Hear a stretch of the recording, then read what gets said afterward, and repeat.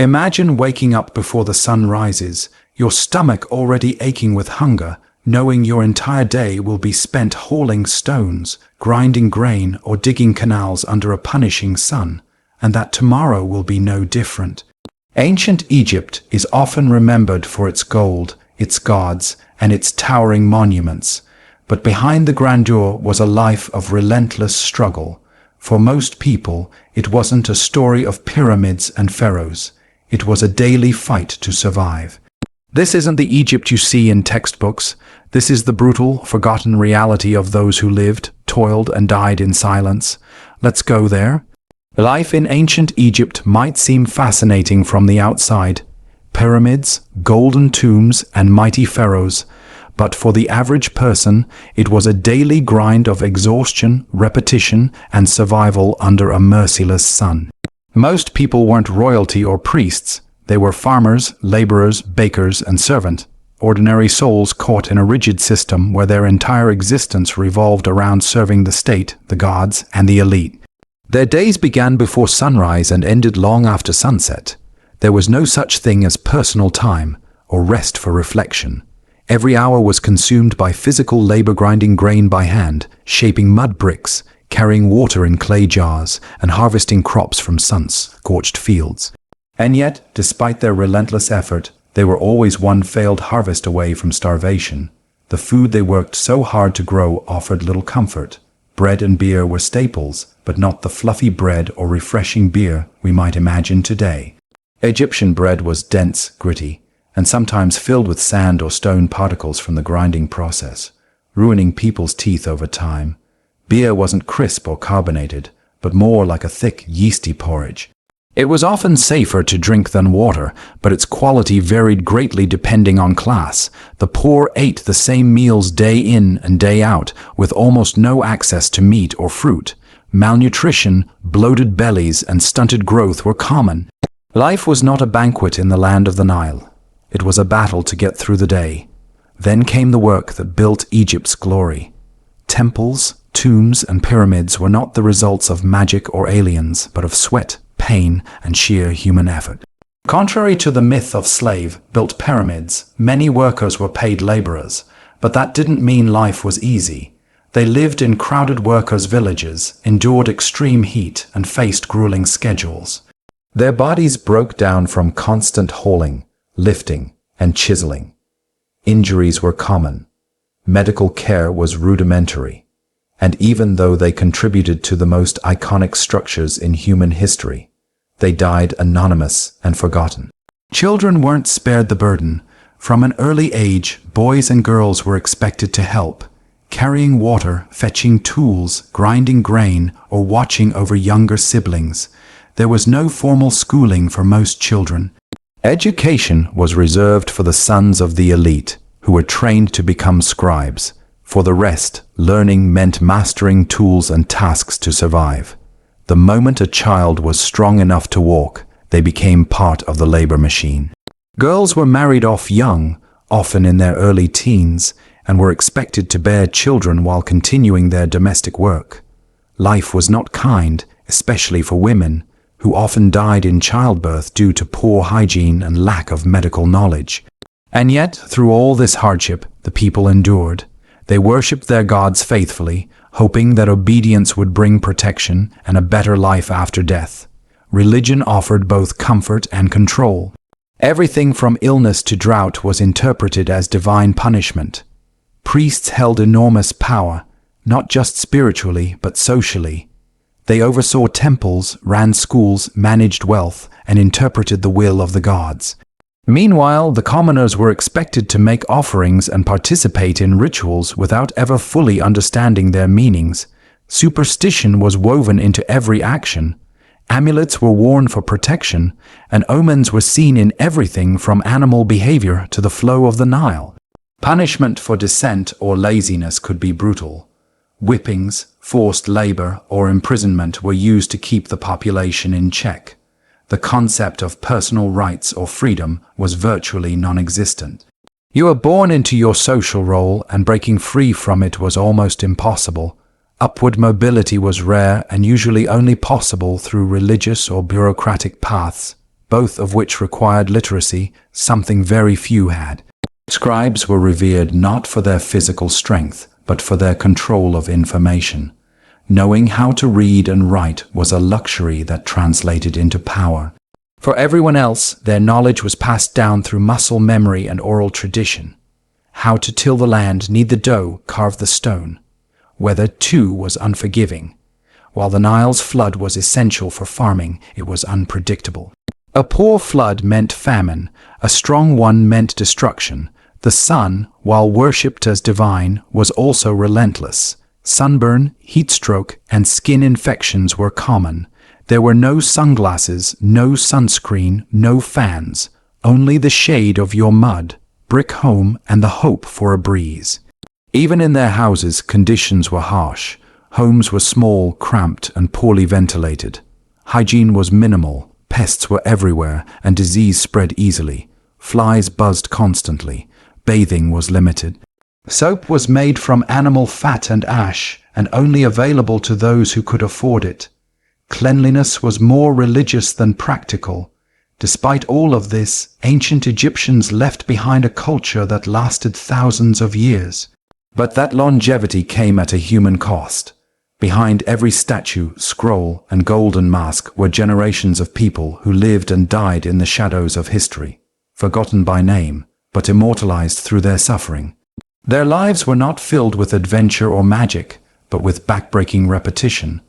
The romanticized image of ancient Egypt hides the quiet, brutal reality of what it meant to be an ordinary person in an extraordinary civilization. Life was hard, choices were few, and survival was never guaranteed. In ancient Egypt, the pharaoh was not just a ruler, he was a living god. His word was law, his image was everywhere, and his authority extended from the sprawling temples down to the muddy banks of every village along the Nile. To live under his rule was to live under a system that demanded complete obedience, masked behind the grandeur of cosmic order and divine will. The concept of *mat* or balance was the foundation of their society, and maintaining it often meant crushing dissent, silencing individuality, and enforcing rules with unwavering severity. The peace of Egypt, the calm that historians often admire, was not born of fairness or freedom. It was born of fear. The legal system was harsh and unforgiving, especially for the lower classes. Petty theft, land disputes, or accusations of sorcery could lead to brutal consequences. Trials were not always based on evidence as we understand it today. Confessions could be forced, and witnesses could be bribed or intimidated. The use of torture to extract truth was not uncommon, especially if the accused was poor or lacked social connections. A man caught stealing grain might be flogged in public, his back torn open by leather whips soaked in water to sting more. Another might have his nose or ears cut off. In more serious cases, punishment included mutilation, exile, or even execution. And yet, for the elite, crimes could often be negotiated away with gifts, bribes, or favors to powerful officials. The pharaoh's law was carried out by a hierarchy of scribes, judges, and overseers, many of whom used their position to benefit themselves. Corruption, though rarely recorded in the grand inscriptions on temple walls, was an undercurrent in daily life. A bribe here, a favor there justice could bend if you had the right connections. But for the majority of Egyptians who lived in rural villages or worked on estates, there was no recourse. You obeyed, you stayed in line, you paid your taxes and gave your offerings. Questioning the system was not just dangerous, it was blasphemous. Religion played a central role in reinforcing this fear. The gods were everywhere. In the fields, in the floods, in the illnesses that ravaged children, and the miscarriages that stole young mothers. The line between religious and political authority was non-existent. To obey, the pharaoh was to obey the gods, and to disobey was to risk divine punishment both in life and the afterlife. Temples weren't just places of worship. They were centers of administration, storage, education, and law. Priests had power equal to that of nobles and generals. They interpreted signs from the gods, led rituals, and decided what was acceptable behavior. Their word, like the pharaoh's, could not be questioned by the average man. Ordinary Egyptians lived with a constant, low-level anxiety. They believed that if they failed to honor the gods properly, they could be struck with plague, misfortune, or madness.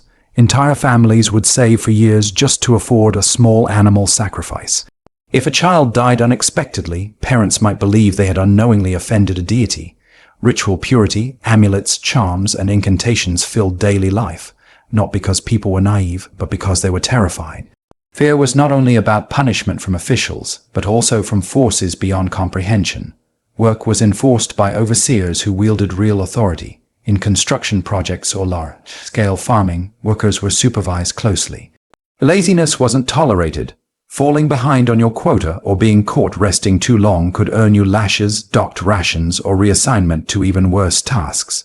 These overseers, often drawn from the scribe class, didn't just monitor labor. They wrote down everything, every delivery, every absence, every act of disobedience. These written records could follow you for life. You weren't just punished once. You were marked, and everyone in authority knew your name after that. Even in death, the system reminded you of your place. The elite were buried in elaborate tombs, their bodies carefully embalmed and surrounded by expensive goods, spells, and symbols to help them journey to the afterlife. For the common man, there was little ceremony. Burial was often shallow, with simple wrappings, no coffins, and no offerings. If your family couldn't afford the proper rites, your soul might wander, restless and forgotten. That fear of dying without ritual fed the cycle of obedience in life. People gave what little they had to temples and priests, hoping to earn favor, not just for this life, but for whatever came after. In public, people were expected to present a composed, deferential image, smiling in the presence of superiors, lowering their gaze, bowing slightly when spoken to. Even tone of voice could be considered disrespectful if it implied disagreement. The social order was as rigid as the architecture around them. You knew who stood above you and who stood below, and this order was kept not just by law and religion, but by repetition. Generations were raised with the same stories, the same images, the same rituals, all designed to teach one lesson: do your part, know your place, or suffer. What's striking about this system is not just how it was enforced, but how deeply it was internalized.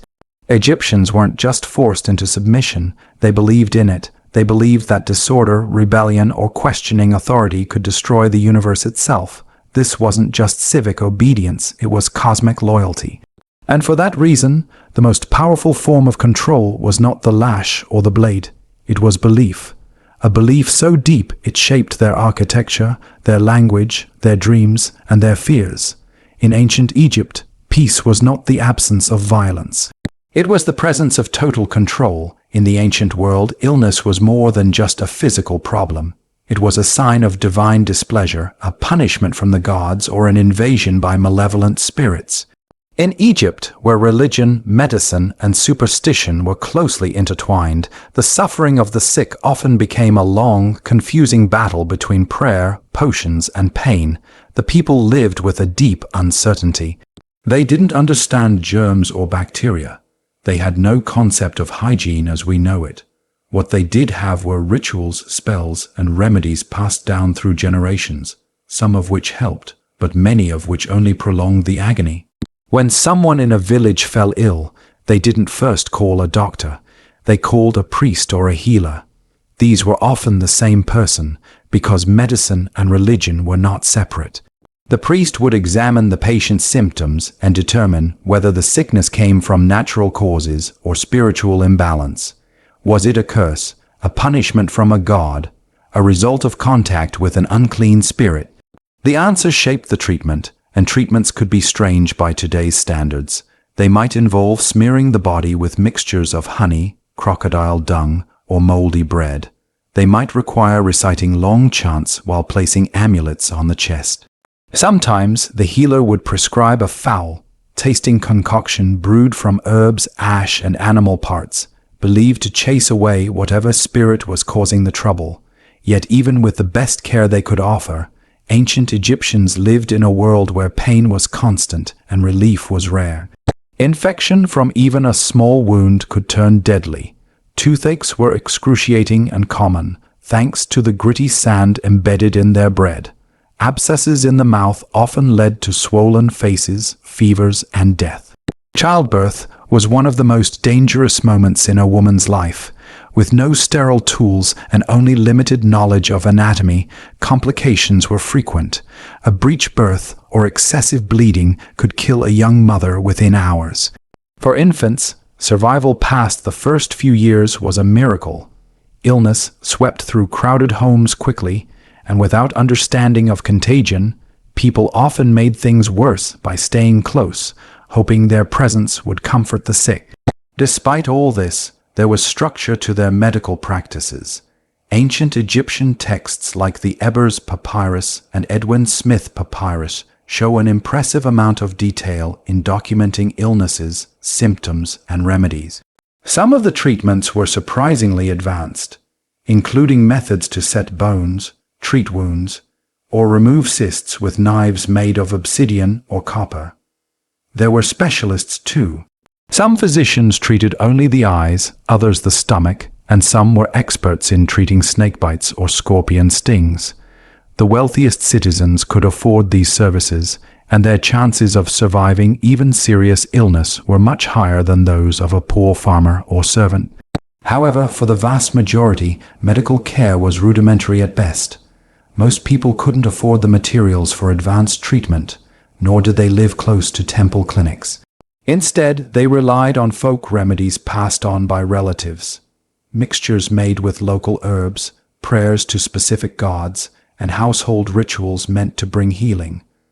Some of these remedies may have had real effects. Honey, for example, has antibacterial properties.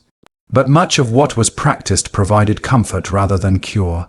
Still, in a world with so little certainty, even the illusion of control brought relief. Magic played a central role in the healing process. Many Egyptians believed that diseases were caused by invisible forces that invaded the body. To stop the invasion, one had to use protective spells or wear charms inscribed with sacred texts. A person with a persistent fever might wear an amulet shaped like a lion, invoking Sekhmet, the lion, headed goddess of war and healing. Another might sleep with a papyrus scroll beneath their pillow, containing prayers to Thoth, the god of wisdom. There were also specific rituals involving incense, colored oils, and spoken incantations, all believed to drive out the sickness. These methods didn't just treat the body. They were about aligning the soul, calming the spirits, and restoring harmony with the divine. But sometimes there was no relief. Pain lingered, coughs worsened, and the gods remained silent. In these moments, suffering became a quiet, private battle. There were no painkillers, no sedatives, no antibiotics. People endured long illnesses with dignity or despair, often watched by family who could do little but offer water and whisper prayers. Death, when it came, was both feared and accepted. People believed in an afterlife, but only if the proper rites were followed. So even in their final moments, the sick had to worry whether their family could afford the funerary preparations that would secure their place in the next world. Diseases didn't only affect individuals, they could devastate entire communities. Epidemics would sweep through towns and villages, killing hundreds, sometimes thousands. These events were interpreted as curses or signs of cosmic imbalance. In response, the state might organize mass rituals, sacrifices, or processions to appease angry gods. But for the people on the ground, the suffering continued. There was no quarantine, no medical emergency plan. Families burned incense and shut their doors, hoping the sickness would pass them by. And yet, despite all this hardship, the Egyptians pressed on. They built one of the longest, lasting civilizations in human history while surrounded by sickness, pain, and loss. They loved, labored, and raised children knowing that illness could strike at any time. Their resilience was born not from comfort, but from necessity. In a world where medicine was half science and half spell, they leaned into both. They treated the wound and sang the prayer. They boiled the herbs and read the stars. They did what they could, and when they couldn't, they endured. In the quiet corners of mud, brick homes, in the shadow of temples, and in the soft flicker of oil lamps beside the dying, ancient Egyptians lived with a brutal truth.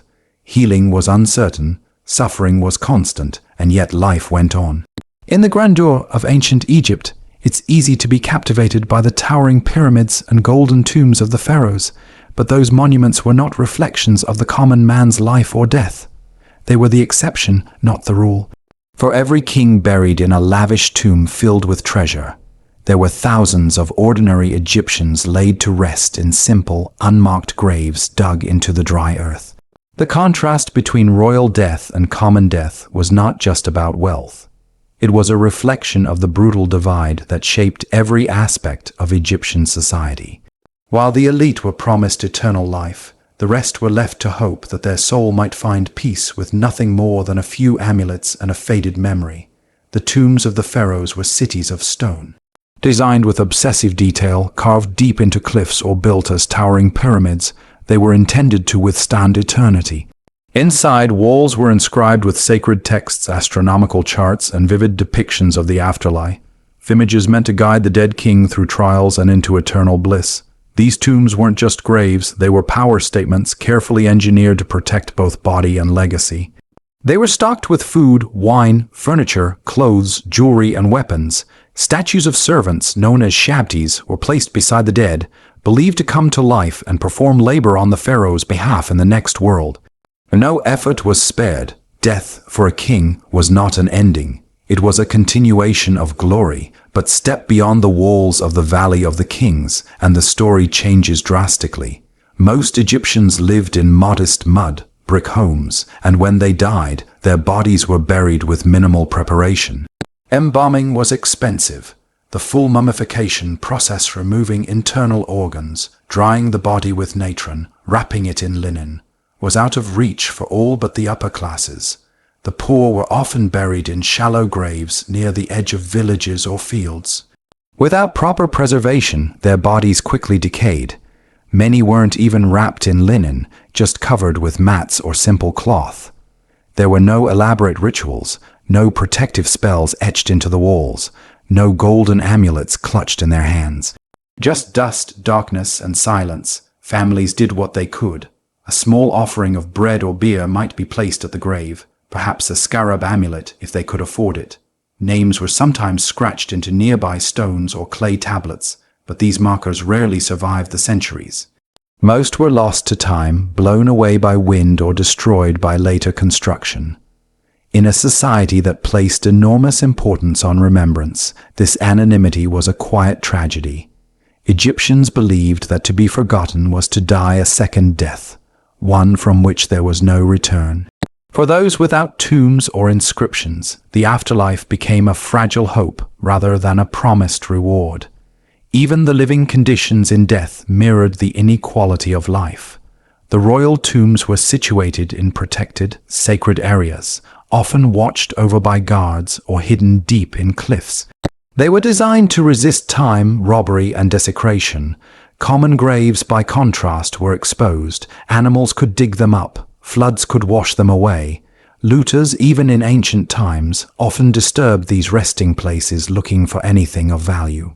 There was no protection, no sanctity, just the harsh reality of poverty continuing even in death. Women, children, and the elderly often fared the worst.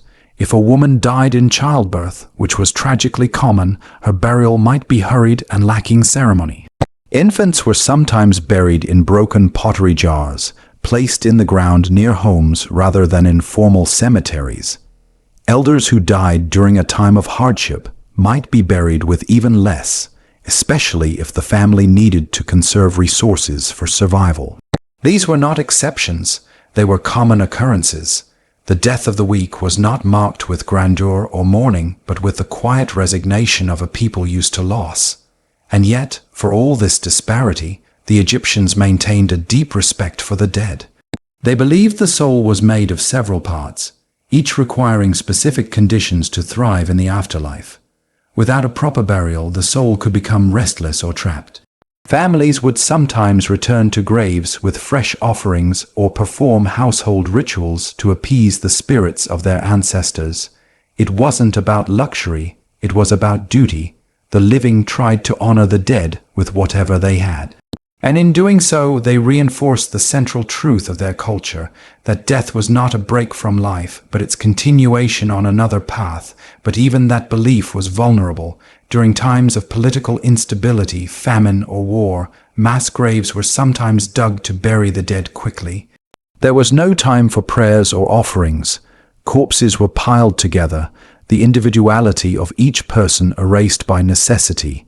Disease, particularly in crowded urban areas, could wipe out entire neighborhoods. In such moments, the promise of the afterlife was clouded by immediate suffering. Did the gods still watch over them? Were the rituals still enough? These doubts haunted the hearts of many. Over the centuries, entire cemeteries disappeared under sand or were swallowed by expanding cities. The bones of the forgotten became part of the landscape, their names never spoken again. Archaeologists today find these remains, bodies curled in fetal positions, buried with a single pot or piece of jewelry, and try to reconstruct their stories. But even the most careful excavation can't restore what was lost. The dignity that comes with being remembered, the prayers that were never said, the tombs that were never built. So while the pharaohs rise from history with gleaming coffins and towering tombs, it is the countless unnamed who tell the fuller story of ancient Egypt.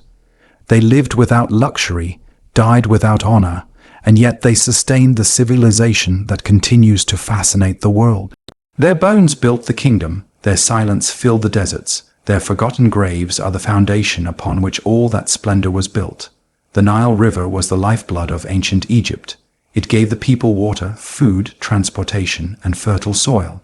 Without it, there would have been no civilization, and yet this source of life also brought hardship, struggle, and fear. The ancient Egyptians lived in a state of constant tension with the river they revered. Every year, the people waited for the annual flood with hope and dread. A good flood meant nourishment, a chance for a stable harvest.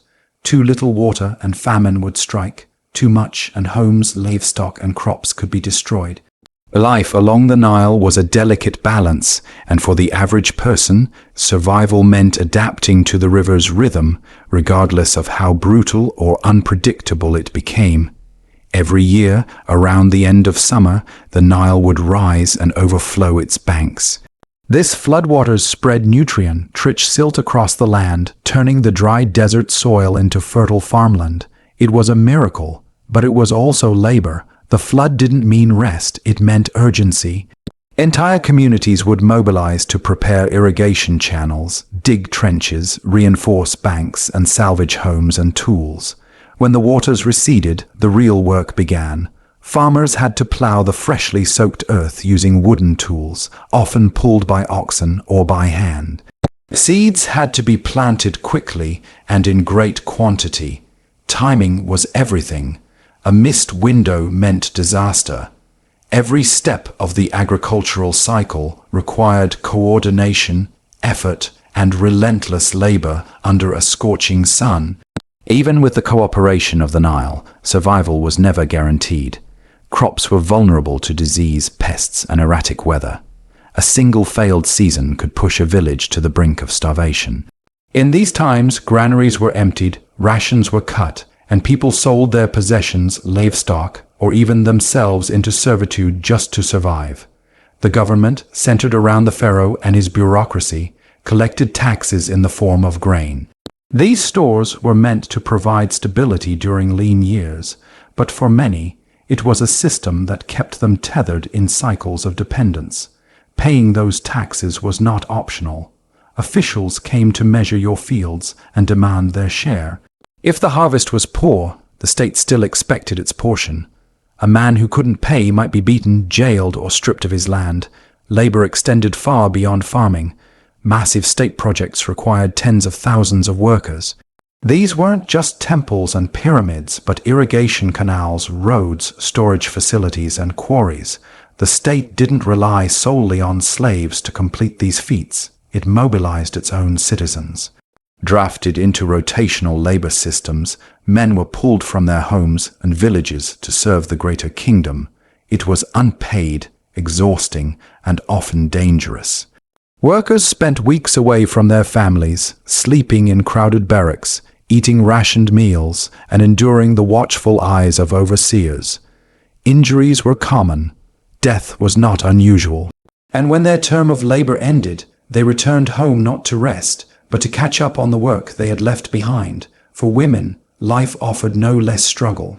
Their days were filled with endless domestic labor, fetching water, grinding grain, preparing food, caring for children, maintaining the household. In poorer families, women worked alongside men in the fields. From dawn to dusk, their hands were never idle. Clean water was hard to come by. Illnesses spread quickly. Soap was a luxury. Despite all this, women bore the weight of ritual and spiritual obligations. They tended household altars, made offerings, and taught children the prayers and customs that kept divine favor close. Even in suffering, there was responsibility. Even in loss, there was duty. The emotional toll of this life is rarely written about in ancient texts, but it is easy to imagine. A man watching his crop fail after a year of effort, a mother burying her child after an illness, a laborer crushed in a quarry. These were not rare tragedies. They were woven into the fabric of everyday life. And yet the people continued. There was no alternative. There were no weekends, no vacations, no retirement. Existence was endurance. Each season, each flood, each day was met with the same quiet determination to push forward, to survive, to keep something going for the next generation. Even the moments of joy, festivals, music, love were fleeting. Festivals offered music and beer, but they also reinforced social roles. The state and temples organized them to celebrate gods, but also to renew public loyalty. There was celebration, yes, but beneath it a reminder of your place. Hierarchy was everywhere, the gods above the kings above the scribes above the laborers, and yet the laborers bore the weight of it all. Children were born into this system with no choice. Boys learned to fish, to hunt, to build. Girls learned to weave, cook, clean. Play was limited. Education, for most, was non-existent.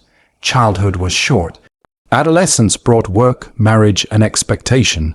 The future offered little variation. You would live and die where your parents had. You would perform the same tasks, and if you were lucky, you would be buried with enough dignity that your name might be remembered. The Nile, for all its gifts, was not generous. It demanded sweat, sacrifice, and surrender, but it also gave life, and that life, though brutal, was meaningful in its own way. The people found purpose in their labor, in their rituals, in their families. They believed in something beyond themselves.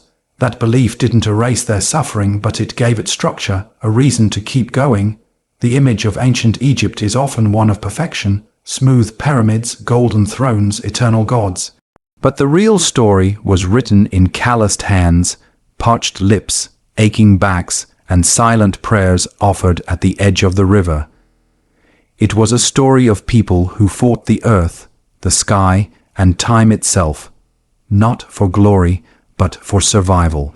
And in that struggle, there is a different kind of greatness, quiet, unseen, but no less powerful.